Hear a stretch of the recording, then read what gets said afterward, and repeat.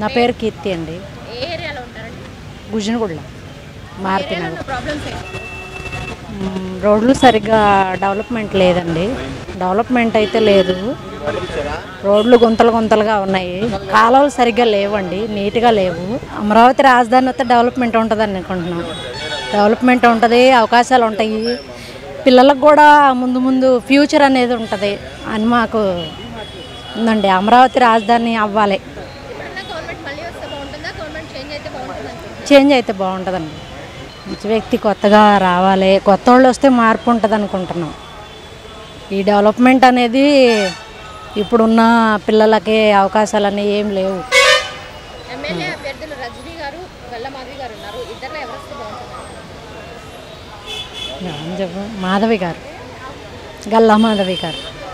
ఎందుకు గల్లా మాధవి వస్తే బాగుంటుంది?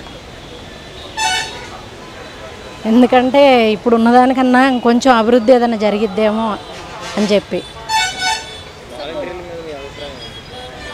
వాలంటీర్లా లేదండి, అందరికీ ఒకే రకంగా ఉండదు కాబట్టి మాకైతే అభివృద్ధి ఏం లేదు.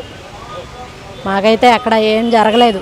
మనకి పిల్లల ఫ్యూచర్ బాగుండాలంటే డెవలప్మెంట్ ఉండాలి. డెవలప్మెంట్ అంటే ఏదో ఇచ్చారు తీసుకున్నాము, ఇవాళ వరకు అయిపోతే ఇప్పటి వరకు జరిగిద్ది. తర్వాత అయితే పిల్లలు మాత్రం ఏముండదు. ఏ సలహా అంటే ఇప్పుడు వస్తుంది, తీసుకుంటున్నాము, ఇక్కడతో వాడుకుంటున్నాము, అవి అయిపోతాయి. కొంచెం కొంచెం ఇచ్చేది కాదు కదండి.